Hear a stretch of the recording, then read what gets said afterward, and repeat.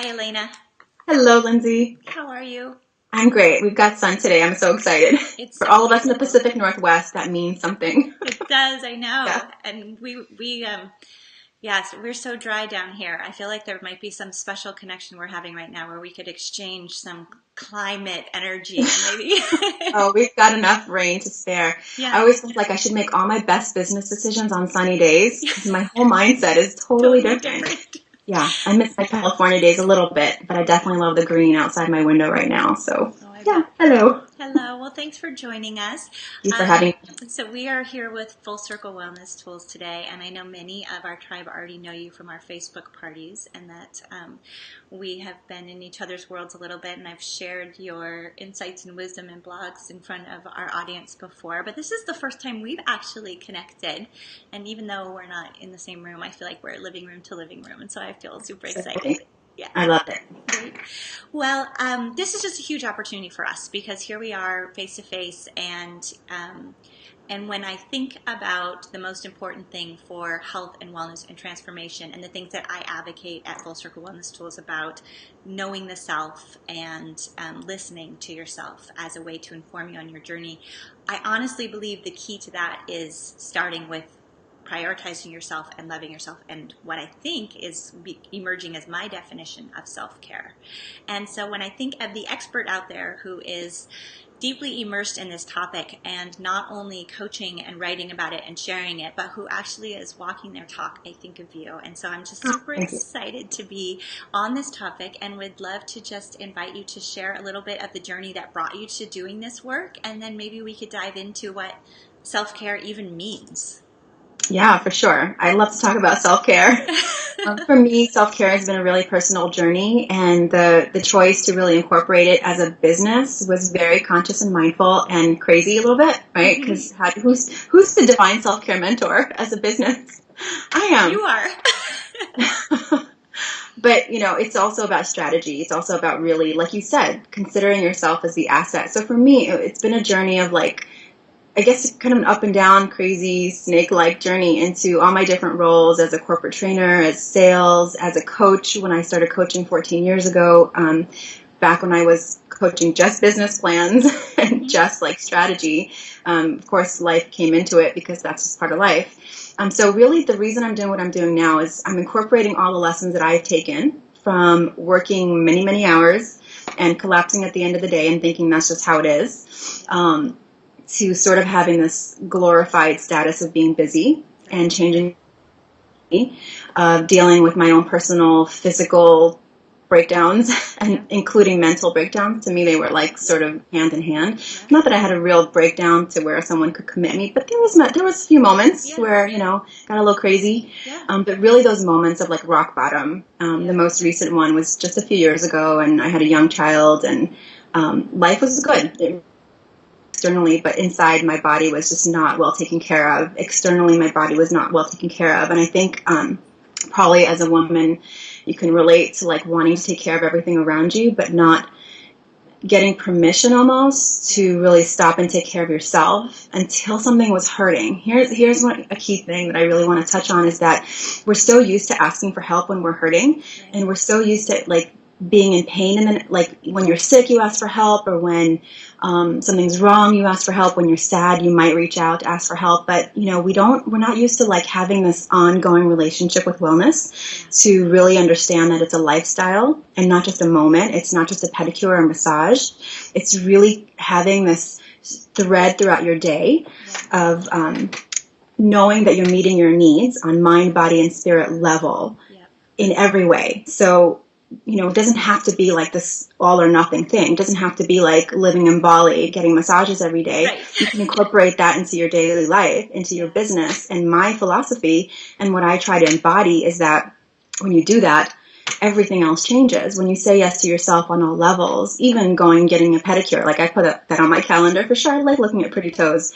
But even more than that, my morning routine, my meditation, my journaling, my time with friends, my silent time, the things that are self-care for me are crucial to my business, because I guarantee you, if I did not do my morning routine, I would not be able to show up fully in my body, in my spirit, and be able to be authentic and present. I would be, like I have been in the past, I would be like fighting time. I would be maybe tired, just the different elements that don't come through when I don't take care of myself. So Absolutely. I really try to embody. So I'm glad that shows outside of me. Does. I try to embody my walk and my talk. Yes, and you integrate that lifestyle piece into what you share with your audience, either through social media or your blog, which is such a treat because it does grant permission on some level. Right. And it can be big things, like volume massages. But we were talking off camera about the mug. You sharing your picture of your beautiful mug, and we realized that surrounding yourself with beautiful things is a step of self-care. For sure. Could you describe a little bit of that gamut? Like, what is self-care for women that you work with? I'm guessing it's, we've said everything from the massages in Bali, but it's also deeply personal, and you help people work through a process of finding what that personal thing is for them. Or maybe that's more the question. How do we find our own version of self-care? Yeah, it's really simple. I think the first thing to do is ask, and that's one of the first things I do with my clients is figure out what is it about what I do that attracted them to me, because then I get a sense of like how they're seeing self-care, and then we really establish like what would that look like for you if you were living a self-care lifestyle. So we really get into like what does it mean for you, because I have my techniques and my tools and my bag of tricks, which I definitely share and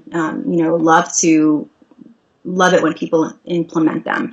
But truly, it's about finding your own secret sauce for self-care. That could be a program, secret sauce for self-care.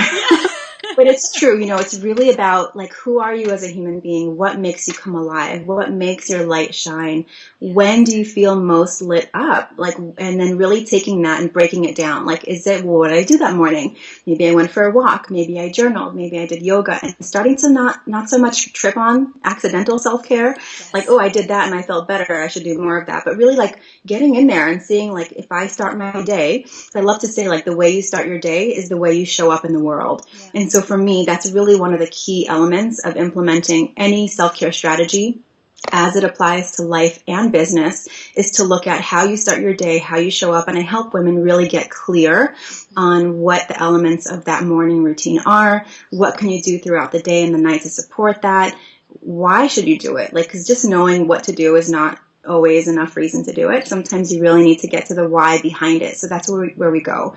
And so much of it is just about having someone else, like me as your coach, give you permission or like give you a challenge to do it. Because I don't know, something about men and being a giver and being of service is sometimes like, well, I really need to like go and help my children, or I need to go and check my email and help my client, and that'll serve me more. Well, maybe for a while, but for anyone who's been on that cycle of burnout and overwhelm, that's why it's happening. Like, we've all started things and gotten burnt out and not really gotten to the next step of like, this feels so good.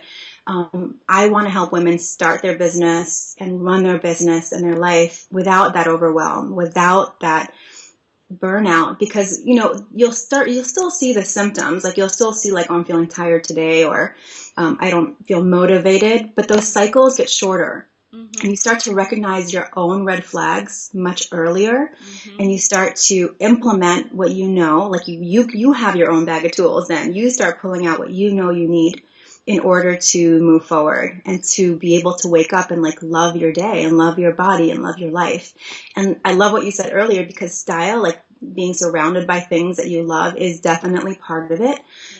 It's about putting on that extra nice pair of earrings or a shirt that makes you feel good. It's all part of it. It's almost like, you have to relearn how to see your life as a lifestyle and implement those tools over time. And it doesn't happen in 24 hours. It just, it takes time to implement those things. But as soon as you get that mental shift of like, I'm worth it, I respect myself, I want to make time for myself, and it benefits everything else around me, then you're like in service of something divine. That's why I call it divine self-care, is because you do get connected to spirit. You do get connected to something divine by taking care of yourself and by moving your body and honoring that part of yourself too. As much as you do the strategies and taxes and Facebook ads and all those things, you have to take that time to tap into something amazing internally as well.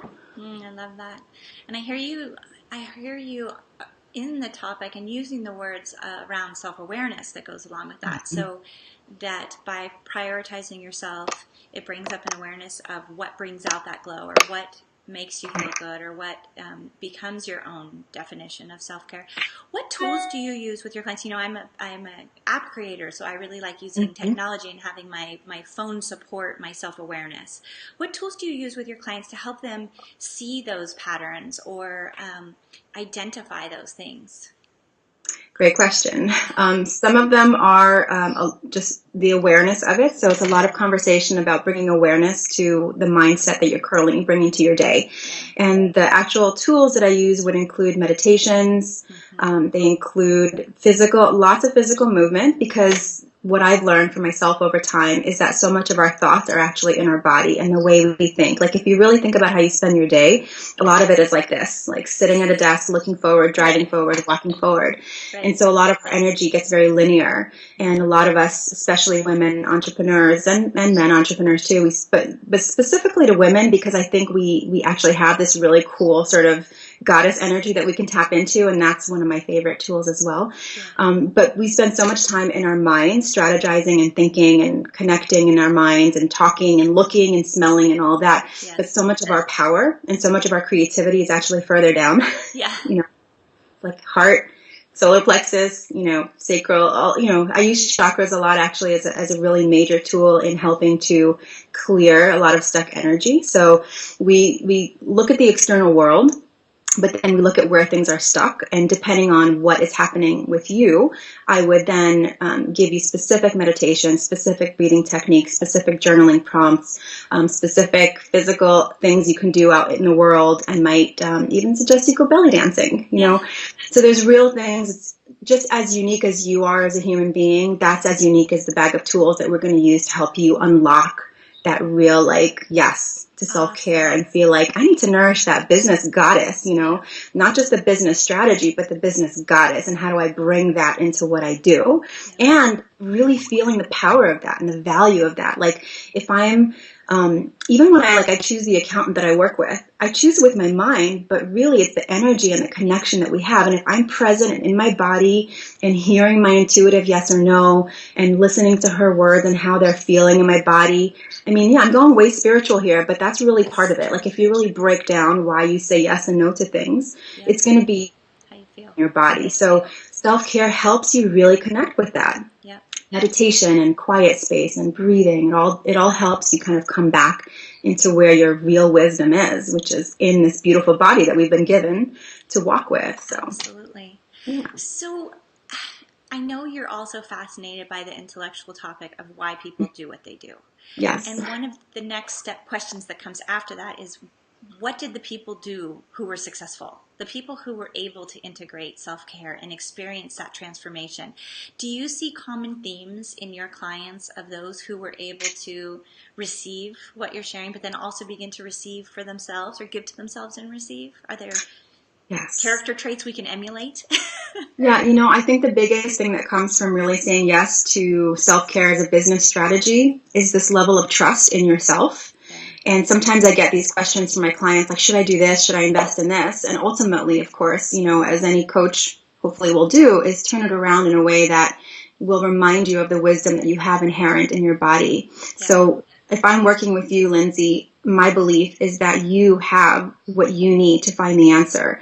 And my goal is to be able to be so present as to reflect that to you. So the thing that I get from my clients the most, the feedback that I ask for and that I get or just notice, is that they get a really clear, present reflection of who they are, and that they're giving themselves permission through the work to connect with the feminine side of themselves, that divine piece, that I'm going to keep saying that moving piece, and I even want to move when I do it, because that's so much of the gift that I think the clients walk away with, is this trust in their own body, and to use it to get answers in their business, to realize that busy does not mean successful, and that, finding time to, just to take a pause here. So much of what we do in our day is again, moving forward, creating, right? And truly life is meant to be an inhalation and an exhalation.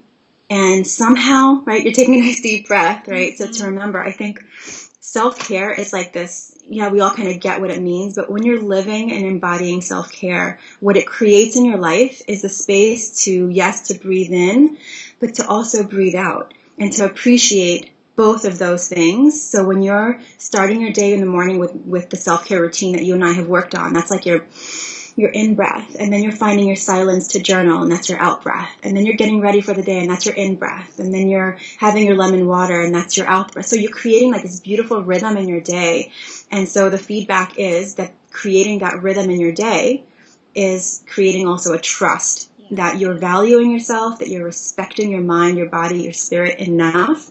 And that really translates to how you are in your business. Like, if I'm not valuing my time enough to take time for myself, to go for a walk, to get the breath that I need, to ask for what I need, to be authentic, then I'm not going to be able to show up that way for my clients. Yeah. And so that's what translates into the monetizing self-care, right? Because we all want to monetize our work. We do.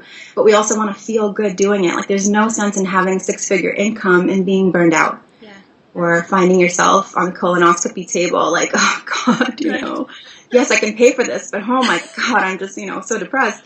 Yes. So it's just finding that joy in your day, in your work, in your income, in your relationships, in your sex life, in your life as a mom. It's all of it. All those pieces that were so multifaceted. Oh, I love it. Well, before we wrap up, I always love to ask if you had one of those many nuggets that you just shared with us, one place for people to start if they're feeling overwhelmed or they really are stuck in that cycle of I'm too busy for self-care. What is one thing they can do to invite the beginning of that shift for themselves? Yeah, I think awareness and mindset is going to be key here, because I wouldn't say like transform your entire day starting today, but starting with what do I need most right now is a really great place to start. Like, what do I need most right now? And then being quiet long enough to actually hear that. And if it's a walk, take that walk. Like, there's magic in that answer. Yes. If it's a glass of water, have a glass of water. Yes. I remember you had said in one of our conversations, you start your day with lemon water. I do too. Yes. 16 ounces right away before I put any food in my mouth, and then another 16 ounces later. Yes. And it's just, it's honoring my body. I choose a really beautiful mug because it makes me happy. And so it's just little things like that. Yes. It's asking yourself what you need most. And I think more than that is really understanding that the wisdom is within you, and creating that breath in and out is key to accessing it. And to, I guess this is like the next level of advice, is to really find your own personal secret sauce of self-care by asking yourself what you need most. I would personally love to work with everyone and, offer them a self-care strategy, but the first place to start to even realize that you need it is asking, what do I need most right now? And hearing that, and then listening to it, honoring that, and then noticing like what happened there. It's kind of cool. That's fantastic. Yeah. Well, thank you so much for joining us today. This was such a treat, and we're going to have some information below on the page that people can click to find you. But share with us where we can find you online and ways that we can work with you. Yeah, you can just go to elenalipson.com, and I'm on Facebook as the Divine Self-Care Mentor. And from there, you can get to my Twitter page. I love Pinterest. My Pinterest page, I can spend hours on Pinterest. Those are the main places to find me online. But elenalipson.com is the hub for everything. Well, I do hope everyone watching does go, because I think just experiencing your site and the different ways you communicate with your audience is self-care in itself. So I'd like everyone to do that. And I want to thank you again for your time today. And thank you so much for having me, Lindsay. I love talking to you, and we can just keep it going afterwards for another hour over some tea. Sounds so great. I was going to say before closing too, how you're literally calling the light in with you right now. I know, isn't it? You see that? Literally, it's like transformational light entering. Oh, look, I'm in the light. I'm in the light now. Using my beautiful red iPad, if you could see it, I chose it because it makes me happy, and now the sunlight is coming through, and the green outside my window. I think I'm going to go take a walk too. Sounds perfect. Well, thank you so much, Elena. Thank you so much, Lindsay. I really enjoyed talking to you. Take care. Bye-bye. Okay.